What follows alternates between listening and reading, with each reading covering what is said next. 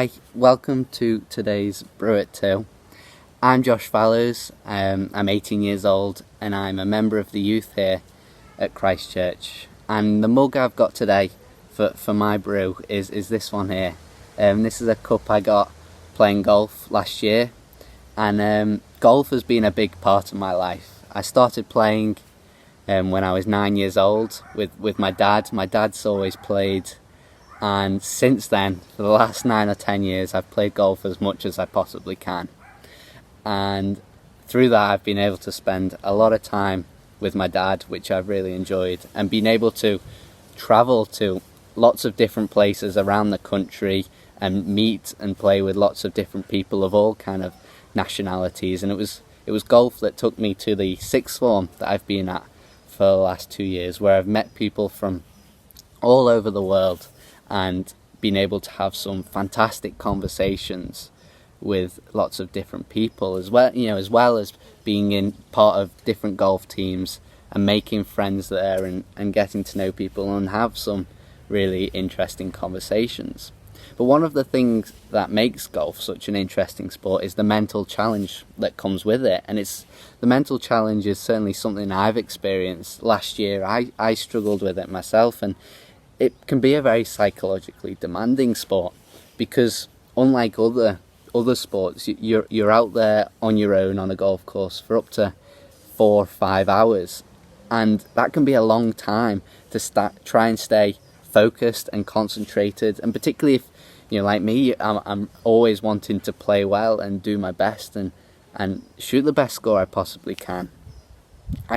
You can have a lot of expectation there and a lot of pressure, and that can make it a really psychologically demanding sport.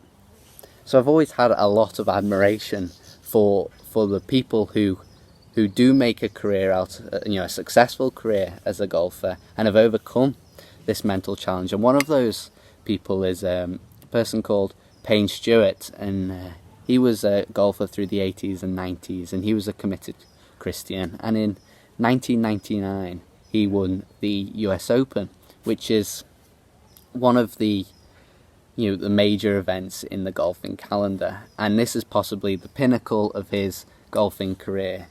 And he held a putt on the final green of the tournament. It's been 4 days, and he held a putt to win by one shot, and it was very dramatic circumstances. There was a big fist pump, there was a big roar. But when he was presented with the trophy, he said this: "First of all, I'd have to thank the Lord.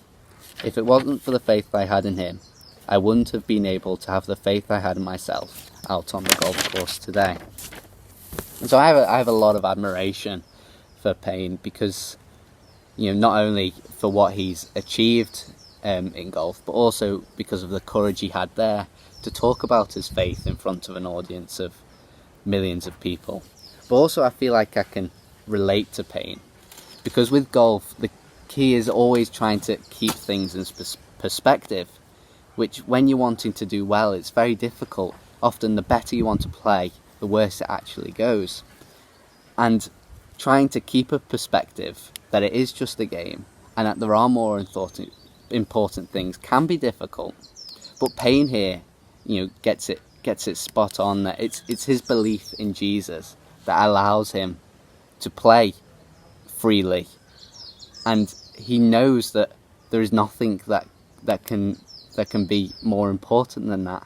Everything, whatever disappointments, and in golf, you're not often the winner. There's far more setbacks than there are successes, but all of it falls short of the cross. And for me, I've learnt that over the last few years playing golf and having the disappointments, having the setbacks, that whatever trials or similarly whatever successes I have, Jesus overcoming the grave is always going to be more special than that. And I look forward to building my life on this knowledge and this firm foundation that Jesus died for me, and he did do it for me personally. And I'm just so excited about having this opportunity to go and live contently and freely, knowing that whatever happens, Jesus overcoming the grave is always going to be the most special thing that's ever happened. And so the link here is to a worship song called "Build My Life," and this is a song that I've listened to a lot, and I really like it because it really talks about how building your life on Jesus, you couldn't have a firmer foundation. So I look forward to the rest of my life where hopefully I'll be building it upon the firm foundation that Jesus Christ died for me.